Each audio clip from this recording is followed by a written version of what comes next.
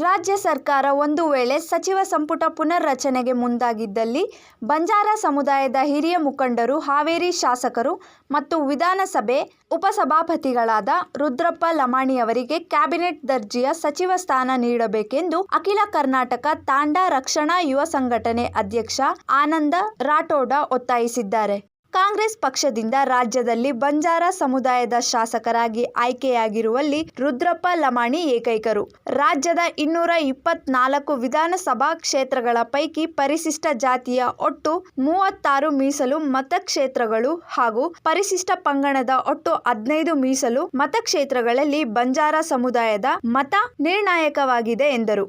2023ರ ವಿಧಾನಸಭಾ ಚುನಾವಣೆಯಲ್ಲಿ ಕಳೆದ ಬಿಜೆಪಿ ಸರ್ಕಾರದ ಅವೈಜ್ಞಾನಿಕ ಒಳ ಮೀಸಲಾತಿ ವರ್ಗೀಕರಣ ಮತ್ತು ಬಿಜೆಪಿ ಅಭ್ಯರ್ಥಿಗಳನ್ನು ಸೋಲಿಸುವಲ್ಲಿ ಶಿಫಾರಸನ್ನು ಖಂಡಿಸಿ ಬಿಜೆಪಿ ಹಟಾವೋ ತಾಂಡಾ ಬಚಾವೋ ಎಂಬ ಘೋಷಣೆಯ ಮೂಲಕ ರಾಜ್ಯದ ಸುಮಾರು ಸಮುದಾಯದ ಪ್ರಮುಖ ವಹಿಸಿತ್ತು ಎಂದರು. 40ಕ್ಕೂ ಅಧಿಕ ಕ್ಷೇತ್ರಗಳಲ್ಲಿ ಗೆಲ್ಲುವ ಬಂಜಾರ ಪಾತ್ರ ಕಾಂಗ್ರೆಸ್ ಅಧಿಕಾರಕ್ಕೆ ಬಂದ ನಂತರ ರಾಜ್ಯದ 30 ಲಕ್ಷಕ್ಕೂ ಅಧಿಕ ಸಂಖ್ಯೆಯಲ್ಲಿರುವ ಬಂಜಾರ ಸಮುದಾಯದ ಕಾಂಗ್ರೆಸ್ ಪಕ್ಷದ ಏಕೈಕ ಸರ್ಕಾರ ಶಾಸಕರಾಗಿ ಹಾವೇರಿ ಕ್ಷೇತ್ರದಿಂದ ಆಯ್ಕೆಯಾಗಿದ್ದ ರುದ್ರಪ್ಪ ಲಮಾಣಿ ಅವರಿಗೆ ಸಚಿವ ಸ್ಥಾನ ಸಿಗುತ್ತದೆ ಎಂಬ ನಂಬಿಕೆ ಇತ್ತು. ಆದರೆ ಕೆಲ ರಾಜಕೀಯ ಕಾರಣಗಳಿಂದ ಸಚಿವ ಸ್ಥಾನ ದೊರೆತಿಲ್ಲ ಎಂದರು.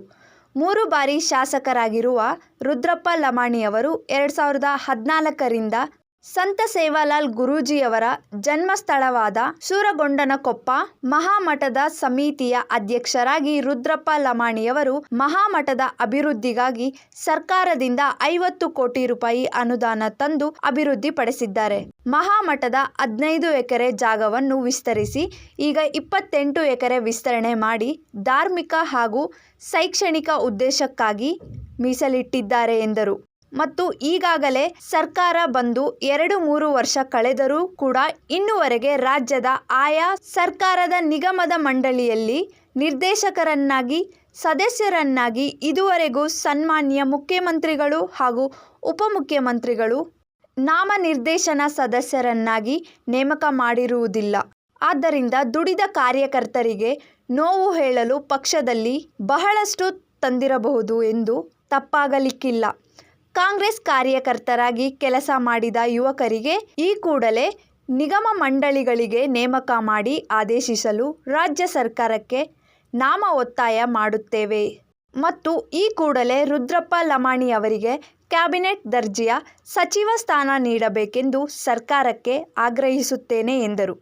ಇವತ್ತು ವಿಡಿಯೋ ಮುಖಾಂತರ ತಮ್ಮಲ್ಲಿ ಬಯಸುವುದೇನೆಂದರೆ, ನಾನು ಆನಂದ ರಾಠೋಡ್, ಅಖಿಲ ಕರ್ನಾಟಕ ತಾಂಡಾ ರಕ್ಷಣಾ ಯುವ ಸಂಘಟನೆಯ ಸಂಸ್ಥಾಪಕ ಅಧ್ಯಕ್ಷ ಹಾಗೂ ಕೆಪಿಸಿಸಿ ಪರಿಶಿಷ್ಟ ಜಾತಿ ಭಾಗದ ಜಿಲ್ಲಾ ಉಪಾಧ್ಯಕ್ಷನಾಗಿ ಇವತ್ತು ಮಾಧ್ಯಮದವರಿಗೆ ಎಲ್ಲರಿಗೆ ನಾವು ವಿನಿಸುವುದೇನೆಂದರೆ, ಈಗ ರಾಜ್ಯದಲ್ಲಿ ಕ್ಯಾಬಿನೆಟ್ ದರ್ಜೆ ಸಚಿವ ಸ್ಥಾನ ಬಗ್ಗೆ ಬದಲಾವಣೆ ಹಾಗೂ ಮುಖ್ಯಮಂತ್ರಿ ಸ್ಥಾನವನ್ನು ಬದಲಾವಣೆ ಬಗ್ಗೆ ಈಗಾಗಲೇ ಕೇಂದ್ರದಲ್ಲಿ ಎಲ್ಲ ರೀತಿ ನಡೀತಾ ಇರೋದು ಎಲ್ಲ ಮಾಧ್ಯಮದವರಿಗೆ ಗೊತ್ತಿರೋ ವಿಚಾರ.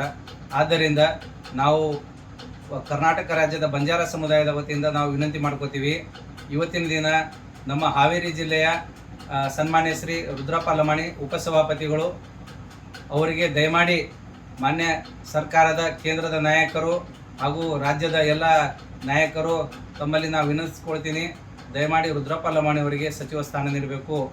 ಏಕೆಂದರೆ ಈ ಹಿಂದೆ ಹಲವಾರು ನಮ್ಮ ರಾಜ್ಯ ಸರ್ಕಾರ, ನಮ್ಮ ಕಾಂಗ್ರೆಸ್ ಸರ್ಕಾರ ಅಧಿಕಾರದಲ್ಲಿ ಬರಬೇಕಾದ್ರೆ ಬಂಜಾರ ಸಮುದಾಯದ ಕೊಡುಗೆ ಅಪಾರವಾಗಿದೆ, ತಮಗೆಲ್ಲರಿಗೂ ಗೊತ್ತಿರೋ ವಿಚಾರ.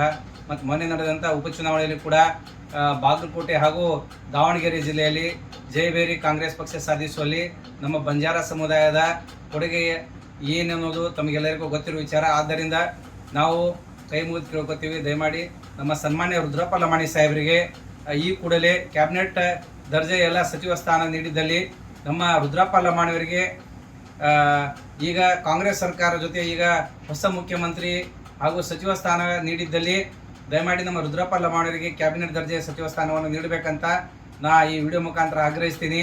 ಮತ್ತು ಏಕೆಂದರೆ ಈ ಸಚಿವ ಸ್ಥಾನ ನೀಡದಿದ್ದಲ್ಲಿ ಮುಂಬರುವ ಚುನಾವಣೆಯಲ್ಲಿ ನಮ್ಮ ಸಮುದಾಯದಿಂದ ಸರ್ಕಾರಕ್ಕೆ ಯಾವುದೇ ಹಿನ್ನಡೆ ಆಗ್ಬೋದು ಅಂತ ಹೇಳೋದಕ್ಕೆ ಬಯಸ್ತೀನಿ. ಯಾಕಂತಂದರೆ ಸುಮಾರು ನಮ್ಮ ಸರ್ಕಾರ ಬಂದು 3 ವರ್ಷ ಕಳೆದರೂ ಕೂಡ ನಮ್ಮ ಸಮುದಾಯದಲ್ಲಿ ಯಾವುದೇ ರೀತಿ ಸಚಿವ ಸ್ಥಾನವನ್ನು ಯಾರಿಗೂ ನೀಡಿಲ್ಲ. ಒಬ್ಬರೇ ನಮ್ಮ ಶಾಸಕರಿರೋದು ರುದ್ರಪ್ಪ ಲಮಾಣಿಯವರು ಒಬ್ಬರೇ ನಮ್ಮ ಕಾಂಗ್ರೆಸ್ ಪಕ್ಷದಲ್ಲಿ ಇರೋದು. ಆದ್ದರಿಂದ ತಾವು ದಯಮಾಡಿ ರಾಜ್ಯ ಸರ್ಕಾರದ ಎಲ್ಲ ಮುಖ್ಯಮಂತ್ರಿಗಳು, ಉಪಮುಖ್ಯಮಂತ್ರಿಗಳು ಮತ್ತು ಕೇಂದ್ರದಲ್ಲಿರುವಂಥ ರಾಹುಲ್ ಗಾಂಧಿ ಅವರು, ಸೋನಿಯಾ ಗಾಂಧಿ ಅವರು, ನಮ್ಮ ಖರ್ಗೆ ಸಾಹೇಬರ ಅಧ್ಯಕ್ಷರು ಎಲ್ಲರಿಗೂ ತಮ್ಮ ಮನವಿ ಮಾಡ್ಕೋತೀನಿ. ದಯಮಾಡಿ ನಮ್ಮ ಬಂಜಾರ ಸಮುದಾಯಕ್ಕೆ ಉಸ್ತುವಾರಿ ಸ್ಥಾನವನ್ನು ನೀಡಬೇಕಂತ ಈ ಮಾಧ್ಯಮದ ಮುಖಾಂತರ ಕೇಳ್ಕೊತೀನಿ.